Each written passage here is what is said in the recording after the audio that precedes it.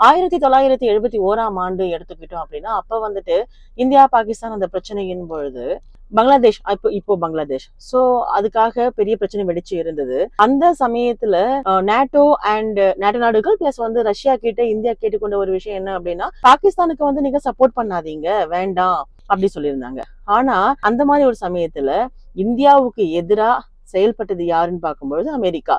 மிக குறைந்த விலையில எல்லா ஆயுதங்களையும் பாகிஸ்தானுக்கு கொடுத்து இந்தியாவுக்கு எதிரா போர் செய்யறதுக்கு முழு ஆதரவையும் கொடுத்திருந்தாங்க. இன்டெரக்டா பொருட்களை வழங்கி அப்படின்னு நம்ம எடுத்துக்கலாம். அதுவும் ரொம்ப ரொம்ப குறைவான விலையில. ஏன் அந்த குறைவான விலை அப்படி சொல்றேன் அப்படின்னா, ஈவன் கரோனா காலகட்டத்துல கூட ரஷ்யா வந்து நமக்கு மிக குறைந்த அளவு தான், அதாவது பொருளாதார தடை போட்டிருந்தாங்க. கரோனா ஒரு பக்கம். சோ எக்கனாமிக் வந்து ரஷ்யா ரொம்பவே பாதிச்சிருந்த ஒரு சமயம். அந்த மாதிரி ஒரு சமயத்துல மிக குறைந்த அளவுல விலையில இந்தியாவுக்கு வந்துட்டு சப்போர்ட் பண்ணியிருந்தாங்க. இந்த சென்ஸ் நம்ம வந்து ஆயில் அவங்க கிட்ட இருந்து வாங்கணும்.